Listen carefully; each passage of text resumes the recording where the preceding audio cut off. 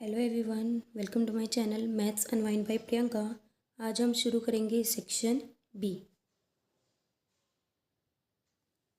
आइए शुरू करते हैं। Question number 21। Find the area of sector of a circle with radius 4 centimetre end of angle 30 degree. तो सबसे पहले हम सर्कल बना लेंगे विद सेंटर ओ। ए और बी हम 2 पॉइंट्स लेंगे। ओ ए एंड ओ बी हमारी क्या हो जाएगी, रेडियस, जो कि हमें गिवन है 4 सेंटीमीटर। ए ओ बी ये हमारा सेक्टर बन रहा है। हमें इस सेक्टर का क्या निकालना है, एरिया। जो हमारा सेंटर के साथ सेक्टर एंगल बना रहा है वो हमें 30 डिग्री गिवन है। तो लगाते हैं, गिवन है हमारा radius is equals to 4 centimetre, theta is equals to 30 degree. तो हम फॉर्मूला लगाते हैं एरिया ऑफ सेक्टर, जो कि हमारा होता है theta divide by 360 degree multiply pi R square. तो यहाँ पे हमारा जो एंगल है 30 डिग्री है, वैल्यू सब्स्टिट्यूट करेंगे। पाई की वैल्यू पुट करेंगे 22/7 मल्टीप्लाई रेडियस 4 मल्टीप्लाई 4। 30 से 12 पे कैंसिल आउट हो गया, 4 से 3 पे और कुछ कैंसिल आउट नहीं हो रहा है। तो यहाँ पे हमारा क्या आ गया, 22 मल्टीप्लाई 4 और नीचे क्या रह गया 3 मल्टीप्लाई 7। तो हमारा फाइनल आंसर क्या आ गया, 88 डिवाइड बाई 21 सेंटीमीटर स्क्वायर, जो कि हमारा एरिया का यूनिट होता है। So final answer is area of sector is equals to 88 divide by 21 centimetre square. Next है हमारा इसी की और में, find the area of a quadrant of a circle whose circumference is 22 centimetre. तो देखिए ये हमारा क्या है, एक सर्कल है। क्वाड्रेंट क्या होता है, हमारे सर्कल का 4th पार्ट, यानी कि क्वाड्रेंट में हमारा क्या होता है, एंगल 90 डिग्री होता है। क्यों होता है, क्योंकि पूरे सर्कल के अंदर 360 डिग्री एंगल होता है। क्वाड्रेंट का मतलब है 1/4, तो 360 का 1/4 करेंगे तो एंगल कितना हो जाएगा, 90 डिग्री। हम इसको सेंटर ओ मान लेते हैं, ए हमारा और ये बी। हमें क्या गिवन है, सर्कमफ्रेंस ऑफ सर्कल गिवन है, सर्कमफ्रेंस ऑफ सर्कल, जो कि हमें गिवन था 22 सेंटीमीटर। फॉर्मूला लगाते हैं सर्कमफ्रेंस ऑफ सर्कल का, 2 pi R is equals to 22। Value put करेंगे, पाई की 22, आर की वैल्यू क्या हो जाएगी, 7 डिवीजन में ट्रांसपोज होकर के कहाँ चला जाएगा, मल्टीप्लाई में, और ये मल्टीप्लाई में कहाँ चले जाएंगे, डिवाइड में। 22 से 22 कैंसिल हो गया, तो हमारी 7 डिवाइड बाई 2 सेंटीमीटर। तो रेडियस की वैल्यू आ गई हमारी 7/2 सेंटीमीटर। हमें एरिया ऑफ क्वाड्रेंट निकालना है।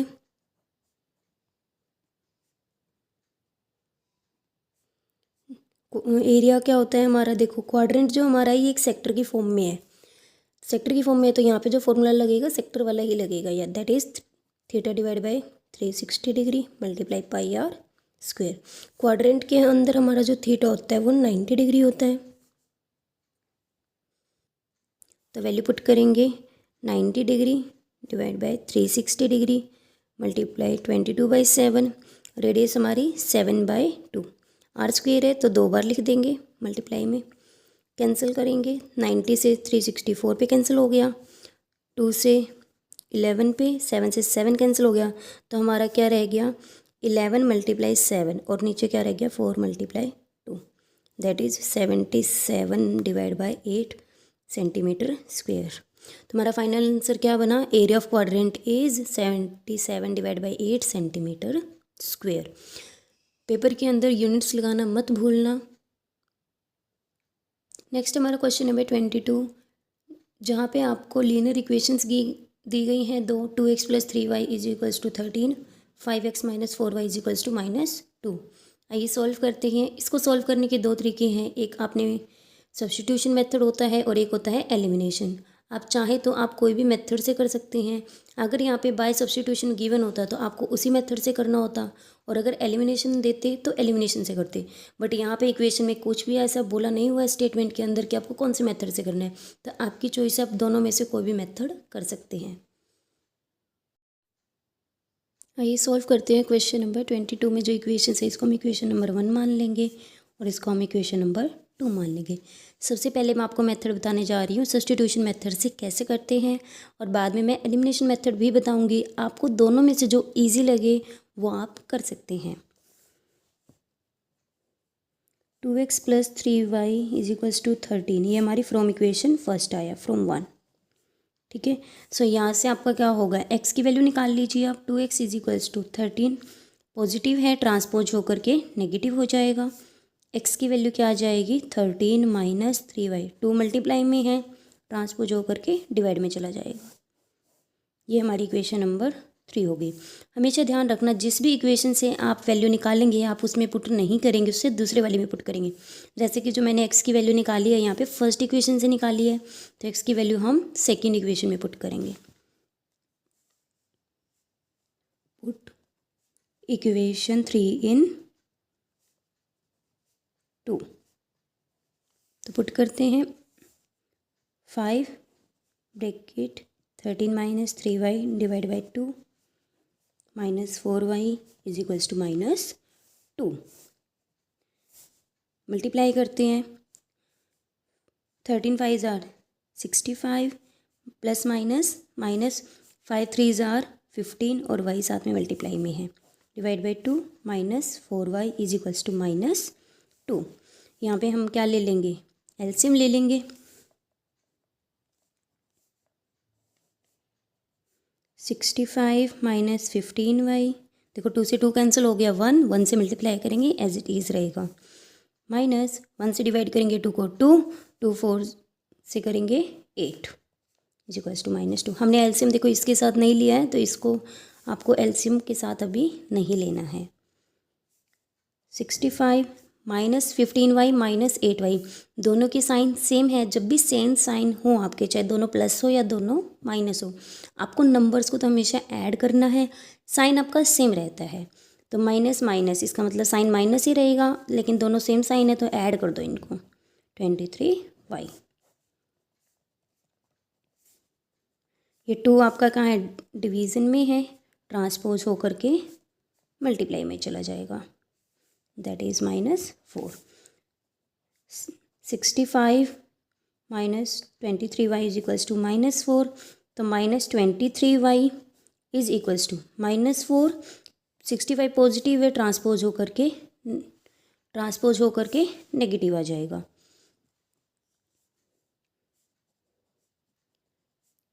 -23y = नेगेटिव है, यहाँ पे -69, तो y की वैल्यू क्या आ जाएगी, -69 डिवाइड बाई -23।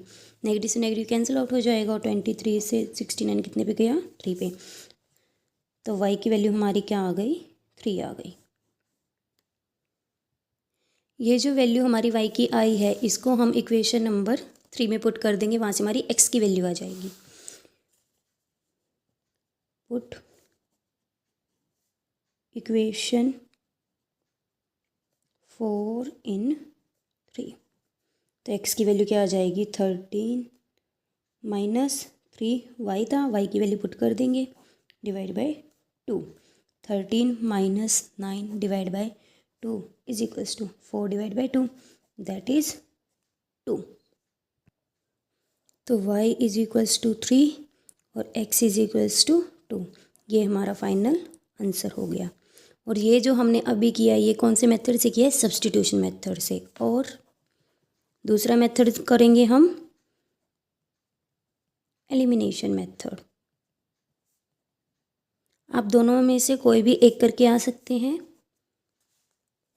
इक्वेशन लिखेंगे, हमारी जो इक्वेशन थी 2x + 3y = 13, second equation 5x - 4y = -2, ये इक्वेशन नंबर 1 है और इक्वेशन नंबर 2 है। एलिमिनेशन मेथड में हमें क्या करना होता है, कोफिशिएंट सेम करने होते हैं। आपकी चॉइस है, चाहे तो आप x का कर लीजिए या फिर y का कर लीजिए। जैसे मैं यहाँ पे कर रही हूँ y का कोफिशिएंट सेम करना है, तो यहाँ पे क्या है 3y। तो अगर इक्वेशन को मैं पूरी को 4 से मल्टीप्लाई कर दूँ तो यहाँ पे 12y बना देगा, और ऐसे इस पूरी इक्वेशन को 3 से मल्टीप्लाई कर दूँगी तो यहाँ पे भी क्या बन जाएगा 12y। अगर आपको x को सेम बनाना है तो ऊपर वाली इक्वेशन को 5 से मल्टीप्लाई कर दो ताकि 10 बन जाए, और नीचे वाली इक्वेशन को 2 से कर दीजिए ताकि 10x बन जाए। आपकी चॉइस है। सो मैं यहाँ पे y को सेम बना रही हूँ। Multiply equation 1/4 and equation 2/3। देखो मैं जो ये सर्कल लगा रही हूँ इक्वेशन को रिप्रेजेंट कर रहे हैं, और ये हमारे नंबर्स है, इस पर सर्कल मत लगाना आप। देन वी गेट लिखने का मतलब ये क्या है कि मल्टीप्लाई करने के बाद जो हमारा आंसर आएगा, इसका मतलब क्या है कि इस पूरी इक्वेशन को यहाँ पे आप 4 से मल्टीप्लाई कर देंगे और इस पूरी इक्वेशन को यहाँ पे आप 3 से मल्टीप्लाई कर देंगे। इसका मतलब ये है। तो जैसे आप 4 से मल्टीप्लाई करेंगे फर्स्ट इक्वेशन को तो क्या मिलेगा हमें 8x, 4 को 2x से मल्टीप्लाई करेंगे, 4 को 3y से करेंगे क्या आ जाएगा 4 3 जार 12y, और 13 4 जार 52। नेक्स्ट हमारा सेकंड को करेंगे मल्टीप्लाई 3 से, 15x minus 12y is equals to -6। अब जो हमारी इक्वेशन नंबर 3 एंड 4 आई है, यहाँ पे देखो इन दोनों के साइन क्या हैं, अपोजिट हैं। जब भी आपके ऐसे अपोजिट साइन आए कोफिशिएंट सेम वालों के तो आपको ऐड करना है, और अगर सेम साइन हो चाहे वो दोनों नेगेटिव हो या पॉजिटिव हो तो सब्ट्रैक्ट करते हैं। So add 3 and 4। 8x plus 12y equals to 52, 15x minus 12y is equals to -6। जब भी ऐड करते हैं साइन चेंज नहीं होते हमारे, ये क्या हो जाएगा हमारा कैंसिल। 15x प्लस में 8x 23x, 52 minus 6 that is 46। तो x की वैल्यू क्या आ जाएगी 46 डिवाइड बाई 23, कैंसिल आउट होकर के क्या आ गई 2। तो x की वैल्यू क्या आ गई 2 आ गई। ठीक है, अब हम इस इक्वेशन को आप चाहे तो आप किसी भी इक्वेशन में पुट कर सकते हैं 1 2 3 4, जैसे मैं पुट 1 में कर रही हूँ। Put value of x in equation 1. So 2 multiply 2 plus 3y is equals to 13. 4 plus 13y is equals to 13. 13y is equals to 3 है यहाँ पे, 13 minus 4, 3y is equals to 9. y की वैल्यू क्या आ जाएगी 9 डिवाइड बाई 3। सो ये रहा हमारा elimination method जहाँ पे हमारी वैल्यूज़ निकल के आ गई हैं। देखिए नेक्स्ट क्या कह रहा है, एक टावर है vertically stand on A ground. तो हम क्या मान लेते हैं, एक ए बी आपका एक टावर है जो कि हमारा क्या है ग्राउंड पे सीधा है। From a point on the ground, तो हम एक ग्राउंड से पॉइंट ले लेते हैं, मान लो पी पॉइंट है हमारा ग्राउंड पे, which is 15 metre away from the foot of the tower. ये हमारा टॉप है टावर का और ये क्या है हमारा फुट। तो ये पॉइंट फुट से कितनी दूरी पे है आपका 15 metre. The angle of elevation of top of tower is found to be 60 degree. कि इस पॉइंट से जब आप टॉप की तरफ देख रहे हैं तो ये कितना एंगल बना रहा है, यहाँ पे इसको ज्वाइन कर लेंगे। एंगल कितना बना रहा है 60 degree. Find the height of the tower. Height क्या हमारी यानी कि ए बी हमें फाइंड आउट करना है। तो सबसे पहले हम लिख लेते हैं जो हमें गिवन है, let AB be the height of tower.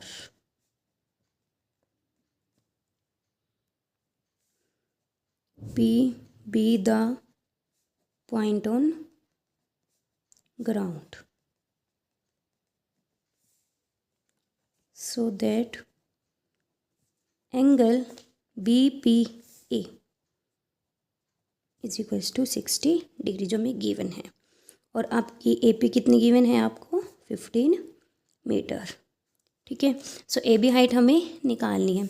ये हमारा थीटा है, थीटा के अपोजिट क्या होता है परपेंडिकुलर, और ये हमारा 90 डिग्री वर्टिकल है, सीधा खड़ा है तो हमेशा 90 डिग्री एंगल होगा। 90 के अपोजिट क्या होता है हाइपोटेन्यूज, जो बच गया हमारा बेस। हमें परपेंडिकुलर निकालना है, बेस हमें गिवन है। तो ये यहाँ पे हम कौन सा फॉर्मूला लगाएंगे, टेंजेंट थीटा। टेंजेंट थीटा यहाँ पे क्या बनेगा आपका, A B divide by A P. ये हमारा थीटा है देखो यहाँ पे, ठीक है। तो वैल्यू पुट करेंगे यहाँ पे हमारी, tangent 60 degree is equals to A B की वैल्यू निकालनी है डिवाइड बाय 15। टेंजेंट 60 की वैल्यू क्या होती है हमारी, √3 is equals to A B divide by 15। So यहाँ से मल्टीप्लाई कर दो, √3 multiply 15 is equals to A B. तो यहाँ से हमारा क्या आ गया, A B is equals to 15√3। और यहाँ पे हम यूनिट भी लगाएंगे साथ में, मीटर चल रही है हमारी यूनिट तो मीटर यूनिट लगाएंगे। तो यहाँ से हमारा आंसर आ गया। तो लास्ट में हम लिखेंगे the height of tower is 15√3 metre. इसी के और में एक क्वेश्चन गिवन है आपको, in figure P S by S Q is equals to P T divide by में T R. P S divide by में S Q, P T divide by में टी आर। और ये एंगल आपका P S T is equals to angle P R Q. आपको क्या proof करना है कि पी क्यू आर हमारी क्या है, एक आइसोस्केल्स ट्रायंगल है। आइसोस्केल ट्रायंगल की हमारी क्या प्रॉपर्टी होती है कि एक ट्रायंगल जिसकी हमारी दो साइड्स इक्वल हों, वो जो साइड्स इक्वल है उसके अपोजिट दो एंगल्स होते हैं वो हमारे इक्वल हों। इन दोनों में से कोई भी एक प्रॉपर्टी अगर सेटिस्फाई कर रही है तो हमारी ट्रायंगल क्या होगी, आइसोस्केल्स होगी। तो आइए देखते हैं। तो सबसे पहले हम गिवन लिखेंगे। गिवन क्या है हमें, पी एस डिवाइड बाई में S Q is equals to P T divide by में टी आर। और angle P S T is equal to angle P R Q. To proof क्या करना है हमें, P Q R is isosceles triangle. तो आइए proof करते हैं। तो P S is equals, P S divide by S Q is equals to P T divide by में टी आर। जब भी किसी ट्रायंगल के अंदर आपकी क्या है, पी क्यू आर ट्रायंगल है, एस टी आपकी यहाँ जो लाइन सेगमेंट है वो आपकी क्या कर रही है, पी एस और एस क्यू की जो रेशियो है और पी टी और टी आर की जो रेशियो है वो क्या है, आपस में इक्वल हैं। तो जब भी ऐसा होता है कि ट्रायंगल में आपकी दो साइड्स की रेशियो क्या आ जाए, इक्वल आ जाए, तो आपकी जो थर्ड साइड होगी क्यू आर है यानी यहाँ पे, वो लाइन सेगमेंट उस थर्ड साइड को के क्या होती है, पैरेलल होती है। सो यहाँ से ये थ्योरम हमारी होती है basic proportionality theorem. So by basic proportionality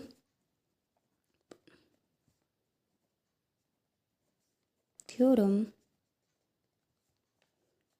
S T parallel to Q R, ठीक है।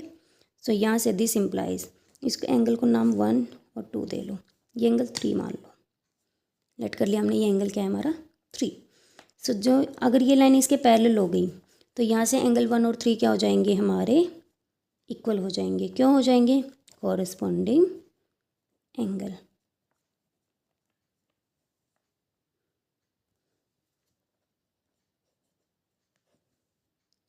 ठीक है। अब चाहे तो आप यहाँ पे लिख सकते हैं कि इन quadrilateral S T R Q,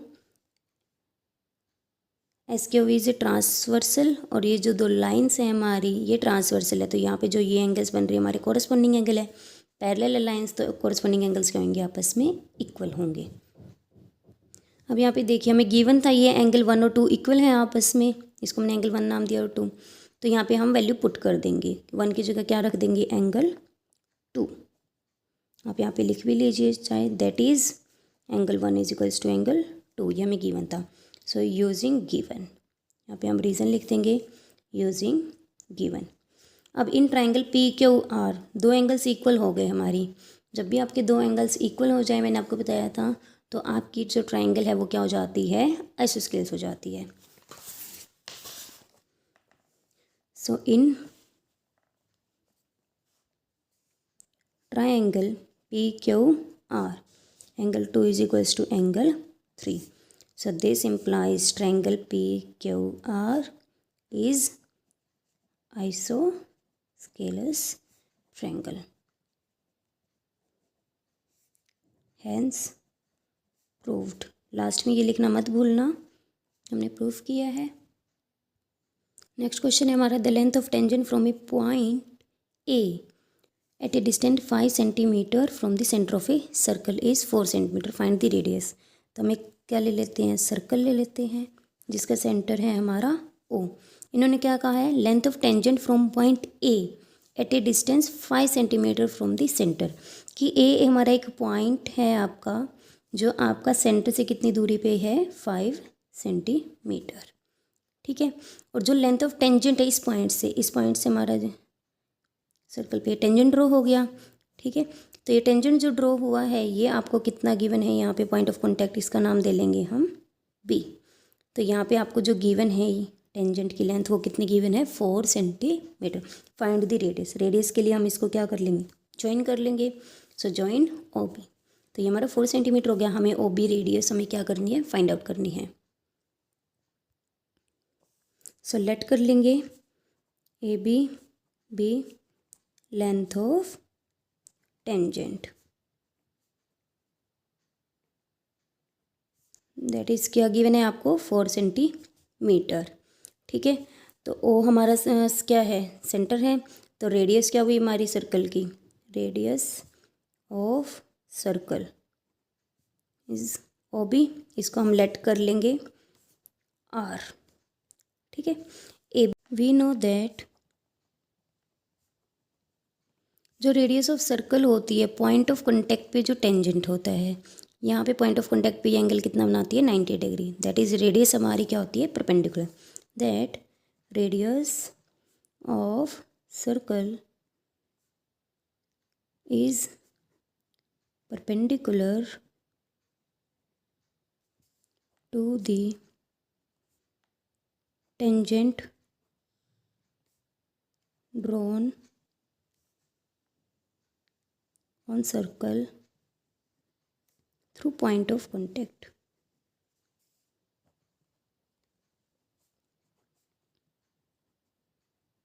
जो हमारा पॉइंट ऑफ कॉन्टैक्ट है, टेंजेंट्स तो बहुत सारे ड्रॉ हो सकते हैं, लेकिन जो पॉइंट ऑफ कॉन्टैक्ट है हमारा रेडियस का और टेंजेंट का, पॉइंट ऑफ कॉन्टैक्ट पे हमारा एंगल कितना बनता है, 90 degree. So this implies angle O B A is equals to 90 degree, क्योंकि हमारी ओ बी क्या हो गई, परपेंडिकुलर हो गई ए बी पर. तो हमारा एंगल क्या हो गया, 90 डिग्री. अब हमारी बी ओ ए एक राइट ट्रायंगल बन गया. अब इसमें हम पाइथागोरस थ्योरम लगाएंगे.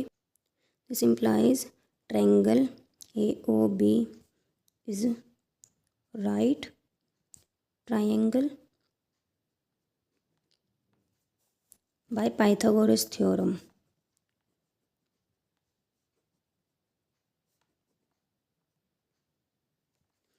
जो ओ ए का स्क्वायर होगा वो आपका किसके इक्वल होगा, O B square plus A B square. देखिए 90 के अपोजिट हमारा क्या होता है, हाइपोटेन्यूस. तो जो हाइपोटेन्यूस हमारा ओ ए है उसका स्क्वायर क्या होगा, जो बाकी की दो साइड से ट्रायंगल की उनके स्क्वायर्स के सम के इक्वल होगा. वैल्यू पुट करते हैं. ओ ए की वैल्यू है हमारी 5 is equals to, O B हमें निकालना है और ए बी की वैल्यू हमारी है 4. 4 का स्क्वायर 25, ओ बी का स्क्वायर प्लस 16. यहाँ पे 25 ट्रांसपोज होकर 16 क्या हो जाएगा, नेगेटिव ओ बी का स्क्वायर. ओ बी स्क्वायर की वैल्यू क्या आ गई, 9. तो ओ बी की वैल्यू क्या आएगी, 3, दैट इज़ 3 सेंटीमीटर. नेगेटिव हम नहीं लेंगे क्योंकि रेडियस नेगेटिव नहीं हो सकती. तो रेडियस क्या आ गई हमारी, radius of circle is 3 centimetre. ये लास्ट क्वेश्चन है हमारा सेक्शन बी का.